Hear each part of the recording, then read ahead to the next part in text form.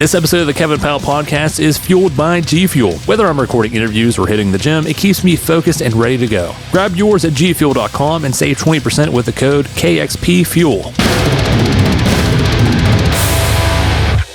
Hey guys, it's Kevin from the Kevin Powell Podcast, Day 2, Louder Than Life. I'm here with Mr. Matt Byrne from Hatebreed. How you feeling today? I feel pretty good. I'm a little tired. I just flew in from New York. I've been up since 3:30 a.m. and we still got to play. You still got to play, but it's like one of the biggest, if not the biggest, Danny Weaver Presents festivals ever. I think this is the biggest one. Yeah. Have you got a chance to walk around, check the place out yet? A little bit. It's huge, easy to get lost. There's stuff everywhere.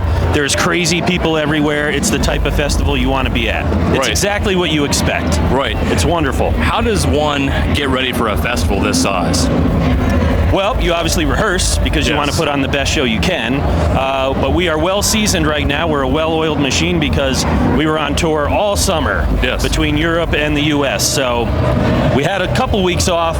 Following that, we ended our summer tour August 20th. Here we are. This is the first show since then, so we're a well-oiled machine. We're ready. Not much prep had to go into this particular show because we're already prepped. We're already ready to go. Well, what can fans expect from the set here? A new song. We released a new tune back at the end of July, I think it was, beginning of August, somewhere in there. So we've worked that into the set. We've been playing it live. It sounds killer, and it's a preview of some really good things to come. So that'll be in the set.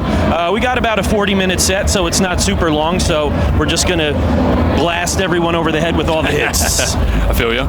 So more material in 2025, or are we looking at 2026? 2026. Okay. 2025, in the music world, as far as releases and stuff go, the year's basically over. Really? Right? It's already mapped out, right? Okay, yeah. Things are mapped out. So, yes, we're planning some new stuff for 2026. When's the best time to release a song and why? To release a song? Yeah. Well, we figured...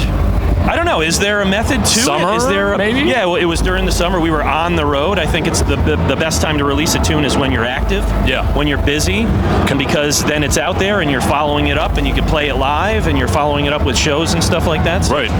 That's our methodology behind it. For these live performances, what's your favorite Hatebreed song to play and why?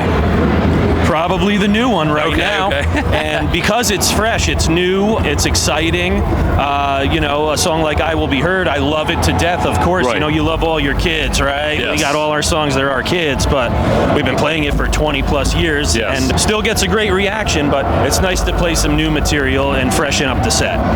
When it comes to this new material, how are you guys approaching music writing? Anything different from previous releases? I think this new material is way thrashier. I mean, there's always a tinge of metal to Hatebreed, right? Right. I think a lot of people try to kind of pigeonhole us as a hardcore band, but I think over the years we've just gone way more metal. There is still the hardcore punk vibe to us, but I think the new stuff is way more metal, thrashy, fast, Slayer-esque, if I may use that term. Yeah. That's kind of the direction we're going in right now, but there's still a lot of groove to it. It's definitely the heaviest stuff that we've written to date. I know that can be a cliche thing with bands and, watch out everybody, it's the coolest stuff or whatever they say, but it's true. It's true. It really is. So I'm excited for everyone to hear the other stuff too. Okay, I'm excited as well. Hatebreed fan since, my first one was Perseverance, but of course you go through the discography and you keep going. I want to know, what's one thing that you always make sure you bring with you on tour, no matter what? Well, I don't think there is just one thing. I've heard a lot of classics. Well, you got to bring your toothbrush and underwear and this and that, but... Yeah, I'm trying to think, of course. Of course. You don't want to forget any of that stuff, the deodorant, the body wash, but that's boring. What's one thing that I bring that, you can't live without? Okay, so... my earplugs. I've been using in-ear monitors. Okay. Yep. I've been carrying this particular thing with me for a bunch of years now. My earplugs I carry in a pouch. It's an old school brown tattered leather change pouch. Like old school where you push the sides together and it opens up. And it's actually my grandmother's old change pouch. That I started keeping when she passed away. I started keeping my earplugs in it, and so she travels with me everywhere. So that's one thing I never leave without. Last thing I'm always like, all right, where's the earplugs? Okay, goes in the front pouch of the backpack. I always know where they are. My grandmother's always with me in that little form. What's the pre-show warm-up or ritual that you go through every time? I sit at my pad. I got some drum pads, not a whole set, but I got 1 or 2 pads. I get used to the sticks a little bit, just moving them in the hands and rap on the pads a little bit, just doing the basic boring rudiments, just to loosen up the muscles in the fingers and the forearms and all that stuff, and get the blood flowing. Of course. All right. Yeah. Fundamentals. You got to go through Fundamentals. Maybe some light stretching. You stretch out the hips and the calves and stuff, but nothing crazy. Nothing crazy outside of that. Just really get the blood flowing, loosen up a little bit. What drums are we playing tonight and why? What Star Classic? I'm a Tama guy since 2002. I think they're the best in the business. It's not a sales pitch. I really do think that, and I'm happy to be endorsed with the company. Tama Star Classic. Great finish on them. It's actually an old kit that I had for a while. Stored in my basement, busted it back out. Everybody thinks it's brand new. Yes, of course. Because I keep it in great shape, but it's not brand new, but it still looks pristine. How many sets you got at home? Are you a 7 collector? or 8. Oh, okay. 7 or 8. I guess I've sold 2, and I still got 7 or 8. Man. You know those 2. They're your kids. Them too. You don't want to get rid of them. You invest so much money into them. Like, I'm not selling them. I'm keeping them. It's tough to get rid of them. Each one has some kind of emotional attachment, or a tour attachment, or a record cycle attachment that you can't just be like, I got to get this thing out of here and sell it. What was the rock or metal album that got you into rock or metal?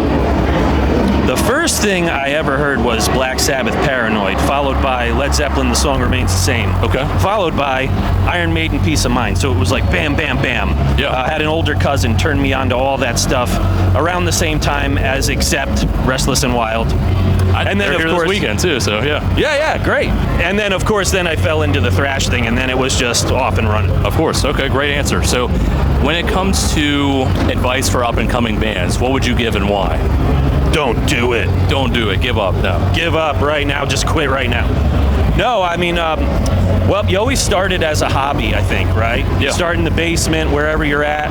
I think, guys like me, you started with the boombox and you're playing the tape while you're trying to play along with it, and, in your kit in your parents' basement or whatever. Technology now, of course, is way beyond that, where you can just perfect the instrument, I think, a little faster because you have these tools at your hands, at your fingertips. So it starts as a hobby, man. Get lost in it. Have fun with it. Let it see where it takes you. I think everybody, well, I shouldn't say everybody, it's a generalization, but I think a lot of people just think they're going to go out and play these huge shows right away and then they're off to the races. I mean, is that possible? Yes, absolutely. I think now you're able to do a lot more on your own production-wise. You can make a record in your bedroom that sounds like something that came out on Universal Records perfectly, So can it happen? Yes, but always never lose sight of the fact that it's fun, it's a hobby, always have the love for it, always have the joy for it, and just keep riding that train and see where it takes you. I appreciate your answer. I've talked to a lot of different bands over the years, new, veteran, whatever, and I get different answers every time, so thank you for sharing that. Absolutely. What can fans expect of Hatebreed in 2026? New record, new music. It's a new era of the band. We've had some lineup changes. We dealt with some curveballs this summer, some health stuff. So we're coming out on top. We're grinding through. We're coming out on top. And it's just all new production. We're just stepping up the show. Okay. 100%. And just forging onward. Awesome. Well, appreciate a little bit of your time today. Any final words you want to say to fans? Thanks for hanging at Louder Than Life. Thanks for chatting with me, and of course. Can't wait to get up there and jam. I can't wait for more Hatebreed. I hope you can either. Get ready for 2026. Get ready for Louder Than Life with these guys. And we'll see you next time. Don't forget to hit that follow button before you go. New episodes drop all the time, and you never know which band might become your new favorite.